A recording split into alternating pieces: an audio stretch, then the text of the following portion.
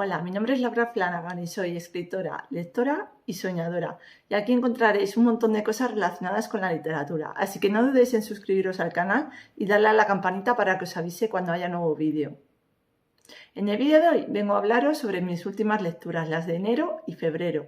Y empezamos con un libro en inglés, puesto que antes yo solía leer mucho, tanto en inglés como en francés, pero lo terminé dejando a un lado, relegado, por lo que me he animado este año y he dicho que quiero volver a retomar este hábito. Y el primer libro, como os digo, es Holiday Star de Melissa Diamond. Es un libro de ambiente o temática navideña, tiene unas 370 páginas aproximadamente. Y es que este libro tiene dos versiones, tiene la versión normal y tiene la versión picante. Y en este caso yo leí la versión picante, que fue la que la autora puso uno de estos días de Navidad gratis en Kindle. Es un libro que tiene algunos clichés como enemies to lovers o proximidad forzada, y que en cuanto a al tema picante, a las escenas picantes, pues llega a ser un poco sobresaturado, porque en esos momentos se te hace muy pesado y quieres seguir avanzando en la historia y te corta de lleno la acción, lo que está ocurriendo, para meterte pues en esas escenas. Esta es una historia muy bonita, puesto que los dos protagonistas, no solo uno de ellos, tienen cosas con las que lidiar. Ella con un pasado que creía olvidado y él con una vida privada inexistente, puesto que él es una estrella del cine. Ambos han coincidido en algunas reuniones familiares, pero nunca se han encontrado a solas, y la primera vez que lo hacen es una escena súper divertida porque la reacción de ella es bastante desproporcionada. La historia de amor entre ambos transcurre en una etapa a lo largo de año y medio, por lo que, como veis, no es una historia que sea de amor instantáneo, y como empieza desde cero, pues se va tomando su tiempo poco a poco para que cada uno vaya evolucionando a su propio ritmo. Además de la parte dramática o emotiva, también nos encontramos con personajes secundarios que ponen el punto de humor en este libro, tal como Jenny, la mejor amiga de la protagonista, que se encarga de llevarla a las actividades más disparatadas y rocambolescas, como ir a un lugar de masajes donde la persona que te hace el masaje en cuestión no es un técnico profesional, sino una cabra, y el peso de esta sobre tu espalda. También conocemos a Wayne y Albina, dos personas que poco a poco irán entrando en el círculo de confianza de la protagonista y que le irán demostrando que, a pesar de las circunstancias o de las apariencias, las amistades se pueden forjar de las maneras más imprevistas. Es una historia de amor que, aunque está ambientada en Navidades, yo creo que se puede leer perfectamente en cualquier época del año. Sí que es verdad que no aportaba nada nuevo a la temática, pero me gustó mucho. A este libro le di un 3,5 sobre 5 y realmente la considero lectura de enero porque la terminé en enero, pero la empecé en diciembre, al igual que la siguiente, Lejos del mundanal ruido. Una novela de cerca de 600 páginas, escrita en el siglo XIX por Thomas Hardy, y en la que la protagonista es una heroína victoriana que tiene que sobrevivir en un mundo de hombres, tanto a la hora de manejar su propia finca, heredada de su tío, como a la hora de sobrellevar su vida personal, en la que tiene en momentos diferentes de su vida a 3 pretendientes, y todos ellos, cada cual más dispar. Una de las cosas que me gustó mucho de este libro fue la forma tanto de describir como de hacer comparaciones del autor, que se salían de lo habitual, utilizando para ello recursos tanto de la Biblia como de la mitología griega, entre otros. Me parece muy acertada la ambientación en el campo, lo cual demuestra que también pasan cosas interesantes allí, y no solo en grandes ciudades como Londres. Ahí tenemos de ejemplo Grandes Esperanzas de Charles Dickens o Manchester con Crawford de Elizabeth Gaskell. En cuanto a los personajes, aunque no he logrado ni entender ni ponerme en la piel de Bathsheba, la protagonista, sí que me ha gustado que luchara a capa y espada por su soltería y que midiera con mucho ojo con cuál de sus pretendientes se iba a quedar como marido. Sin embargo, vemos un antes y un después en esta protagonista a partir de que ella hereda la finca de su tío y ya consigue un cierto estatus social, puesto que a partir de ese momento parece que se le nubla el juicio y comienza a actuar sin pensar. No sé si os ha pasado alguna vez que leéis alguna reseña y hay alguna parte que a lo mejor no termináis de entender porque la persona que ha hecho esa reseña habla de forma un tanto misteriosa, sin querer revelar demasiado del libro. Pues esto es lo que me ha pasado a mí, que yo ya había leído alguna reseña de este libro y no llegaba a entender algunas cosas hasta que he podido leerlo en primera persona y ya he podido atar cabos. Y sí, de estos 3 pretendientes se queda Bathsheba con uno de ellos, pero es que la relación tan bonita que se va formando desde el principio con esa persona es, de por sí, pues lo que os digo, es muy real, muy emotiva, muy cercana, puesto que al principio son 2 personas que chocan de lleno, que no ven en la otra persona más que lo malo, pero luego poco a poco, por tener una proximidad forzada, van abriéndose a esa persona, van hablando, van manteniendo conversaciones poco a poco y van viendo tanto lo bueno como lo malo, van limando asperezas, van aprendiendo a aceptarse y finalmente a quererse. Y es una historia de amor a fuego lento que bueno, uno de mis clichés favoritos, sobre todo el de amor a fuego lento, el de proximidad forzada, pero que lo ha sabido manejar muy bien el autor, como os digo, con esa cuidada ambientación y con esas otras 2 personas o esos 2 pretendientes que son todo lo contrario a este con el que finalmente se queda. Son 3 personas con caracteres muy diferentes, formas de vida muy distintas, de pensar, de actuar, y que Bathsheba pues se irá relacionando con todos ellos e irá viendo más pronto o más tarde que con ellos no funciona. Es una historia que me hizo tener el corazón en un puño en varios momentos del libro y que también me sorprendió en ciertos giros que no me esperaba. A este libro le di 4 estrellas sobre 5 y pienso leer más libros de este autor, por supuesto. El siguiente libro era uno de los que quería leer para mi reto de lectura 12 meses, 12 clásicos, y es Fuenteovejuna, de Lope de Vega. En este libro nos vamos a encontrar una obra de teatro en 3 actos, escrita en un castellano antiguo que dificulta un tanto la lectura. A pesar de todo eso, es un libro que he disfrutado mucho, puesto que no ha envejecido nada, debido a los temas tan actuales que trata, como son el abuso del poder, la defensa del honor o la venganza, entre otros.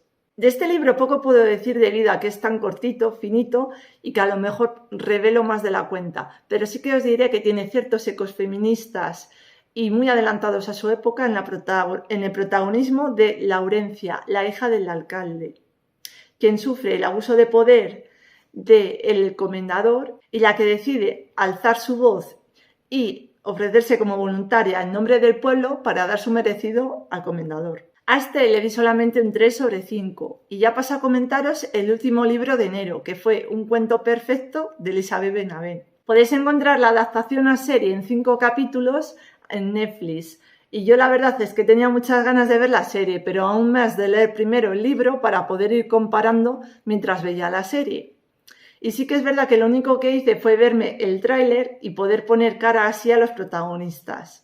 Lejos del mundano ruido tenía cerca de 600 páginas, el de Un cuento perfecto, tiene cerca de 700. Así que cuando os digo que solamente he tenido 4 lecturas en enero, tampoco considero que sean pocas. Si leéis el argumento de este libro, realmente no cuenta demasiado, pero al final es una recomendación que pasa de boca a boca y que tienes que leer sí o sí si te gustan los libros románticos. De esta autora ya había leído hace un tiempo la saga de Valeria, por lo que sabía más o menos lo que me iba a encontrar y el tipo de narración. Este libro tiene algunos clichés como el de chica rica, chico pobre o el de Friends to Lovers, pero además tiene grandes reflexiones sobre el amor propio y la importancia de la amistad. La novela es muy ágil porque están todo el rato pasando cosas y hacen que quiera seguir leyendo siempre un capítulo más. Además de una diferencia de clase, también estos protagonistas, Margot y David, tienen una diferencia de edad, tanto de edad como de madurez mental, que les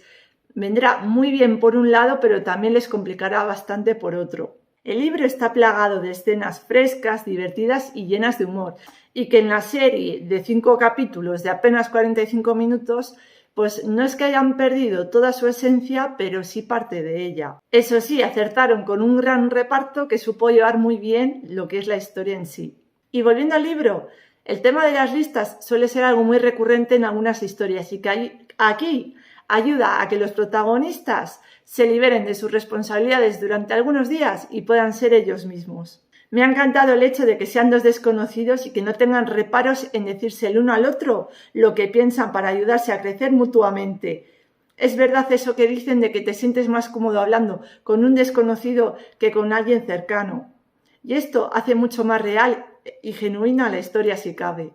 El final, del que no diré mucho para no revelar demasiado, sí que os diré que es el mismo tanto en los libros como en la serie y que me gustó muchísimo porque es muy coherente tanto con la forma de actuar como de pensar de los protagonistas. Y aparte de que me encantaron los pequeños detalles que va repartiendo a lo largo del libro la autora, el nombre de las floristerías para mí fue un 10.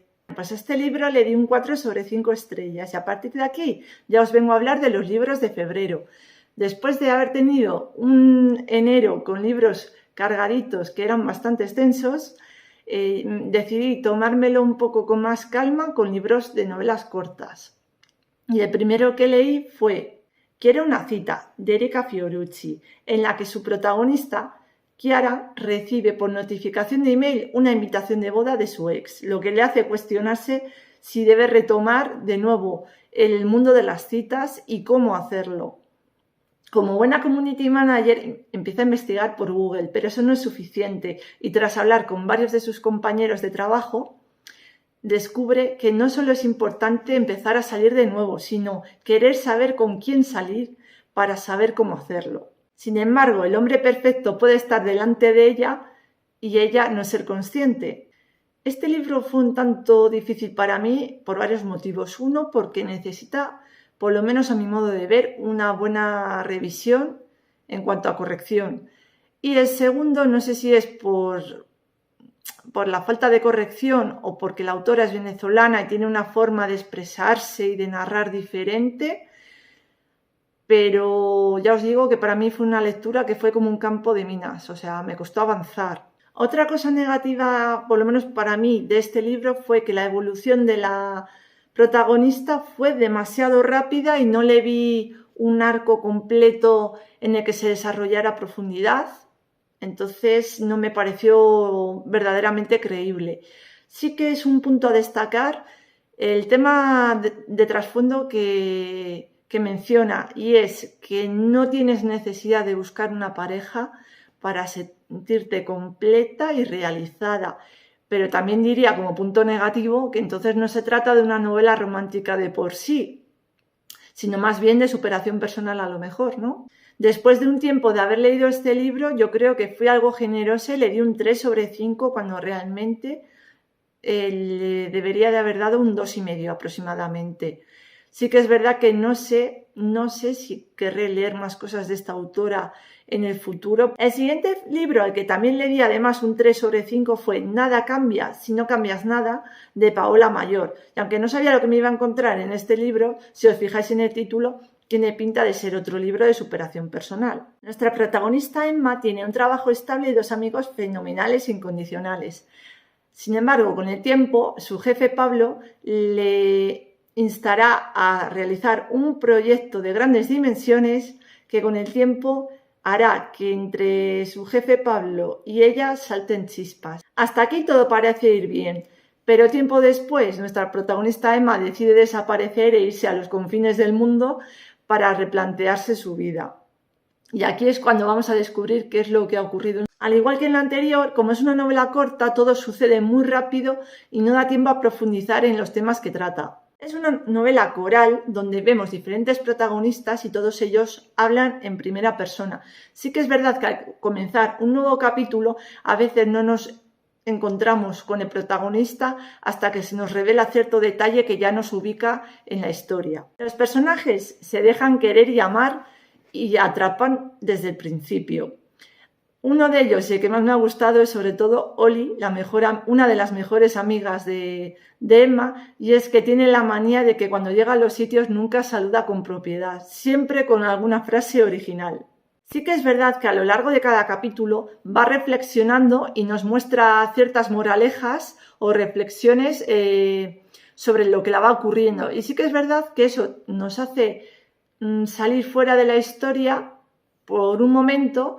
Entonces, de vez en cuando no está mal que se use ese recurso, pero es que me lo encontré a lo largo de toda la novela y se me terminó haciendo un tanto pesado, como os digo, además de que os saca fuera de la historia de forma constante. En resumidas cuentas, se trata de una novela corta sin grandes pretensiones, pero con un ambiente muy cozy que te hará disfrutar.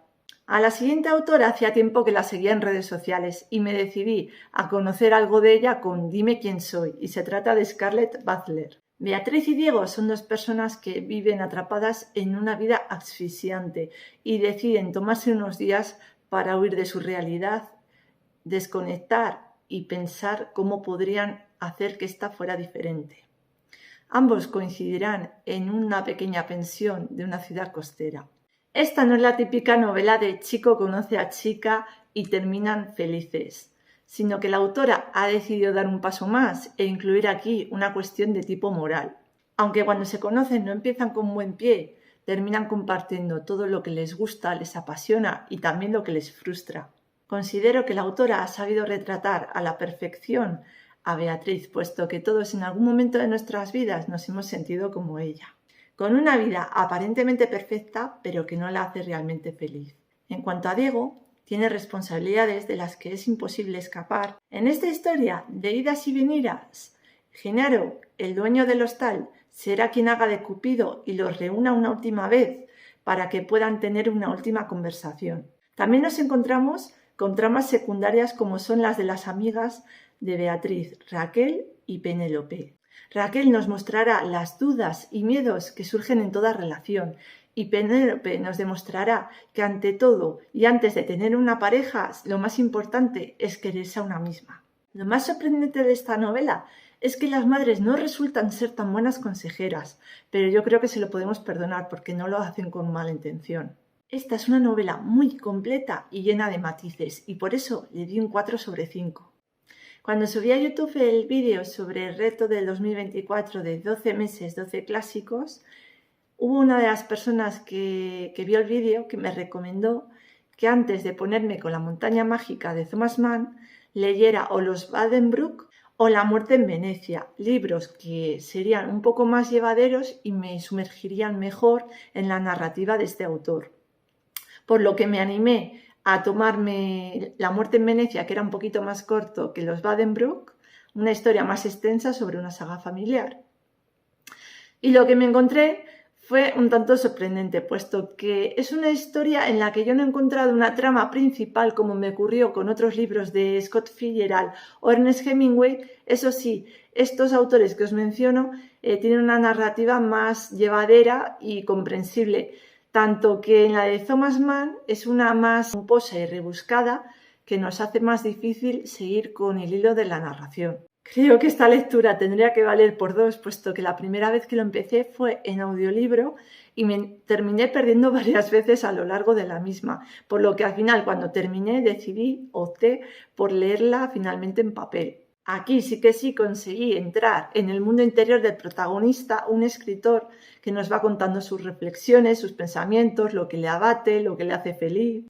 A riesgo de quedar mal, puesto que las comparaciones son odiosas, podría decir que me recuerda un poco al Lolita de Nabokov, puesto que aquí nuestro protagonista también se encapricha de un adolescente, algo que no me gustó al principio demasiado y me hizo más difícil aún, si cabe, el seguir con la lectura. En resumidas cuentas, es un libro que sí, me gustó, pero que no creo que volviera a leer y que no recomendaría a nadie, por lo menos porque es una lectura que no se debe tomar a la ligera. A esta le di un 3/5. Y la última novela es Huye rápido, vete lejos, de Fred Vargas, una novela negra incluida dentro de una saga más amplia, pero cuyos libros son independientes. La verdad es que no suelo leer mucho de este género y cuando lo hago, pues una de dos, o opto por autores ya conocidos y favoritos o por autores noveles, por lo menos por mi parte, aunque ellos ya lleven a sus espaldas varios libros. Y en este caso fue toda una novedad para mí el poder disfrutar de esta autora. La autora, además de escritora, es historiadora y eso se nota sobre todo en el trasfondo de la historia. Esta se ubica en París y en concreto en un edificio en cuyas puertas se ha pintado en todas ellas un 4 negro, invertido y de base ancha. ¿Se trata de un graffiti o de algo más macabro? Ya os digo que aunque es una novela que se ha catalogado como negra, yo podría decir que es una mezcla entre negra e histórica. Primero, porque la narrativa es bastante lenta y densa. Se centra sobre todo en los personajes y nos va hablando de cada uno de ellos hasta que los llegamos a conocer al detalle. Por lo que nos damos cuenta desde el principio que se trata más de una novela de personajes que de trama. Se trata de una historia con varias capas que se entretejen hasta formar un todo. Aunque el investigador, el comisario Adamsberg, sigue algunos de los cánones establecidos en este tipo de novela, como son el inspector borracho, taciturno, también tiene otros nuevos que le aportan un toque original, como es el hecho de que sea un tanto despistado y nunca se quede con las caras tanto de los compañeros de trabajo como de las personas que investiga. Pero como dice su jefe, Danglars, es una persona que tiene un cerebro que funciona de forma diferente al resto. La historia tiene varios toques originales, como es la reintroducción de un trabajo ya perdido como el de pregonero, en torno al cual vamos encontrando todas las pistas que nos guían hacia las víctimas. Y por otro, a ciertos temas muy interesantes del siglo pasado. Ha habido algunos personajes muy curiosos que me han llamado mucho la atención y me ha alegrado saber que estos son protagonistas de otra saga diferente de la autora, que se llama Los Tres Evangelistas. ¿Por qué? Por los nombres que tienen Lucas, Mateo y Marcos, un grupo de jóvenes historiadores que conviven juntos en un destartalado caserón y que junto a dos ex policías ya retirados forman un curioso equipo de investigación que resolverá los casos más extraños. Ya os digo que me llamaron mucho la atención, por lo que no descarto leerme alguno de esta saga. Sin embargo, con la actual, con la del comisario Adamsberg, ya no lo tengo tan claro, puesto que la forma de resolver el caso no me ha gustado nada de nada. ¿Y por qué ha sido? Porque lo habitual en este tipo de libros es que se te vayan dando pistas tanto buenas como falsas que te hagan despistarte, pero que a la larga consigas descubrir al asesino al mismo tiempo que el protagonista. En este caso, sin embargo, no ha sido así. ¿Por qué? Porque nos han mostrado un Deus Ex Machina y se han sacado cierta escena de la manga para poder resolver todo el caso, algo que no me ha gustado nada. Entonces me preguntaréis que por qué le he dado un 3,5, pues ya os digo, por esa cuidada ambientación, sobre todo por la temática histórica también llevada con los asesinatos y por los personajes en sí. Y bueno, hasta aquí todos los libros que he leído desde que empezó el año. ¿Cuál es el que os ha llamado más la atención? ¿Y cuál es ese que vosotros habéis leído y os enganchó de principio a fin? Dejádmelo en comentarios. Muchas gracias por ver el vídeo hasta aquí y nos vemos en el siguiente. Un besazo. Adiós.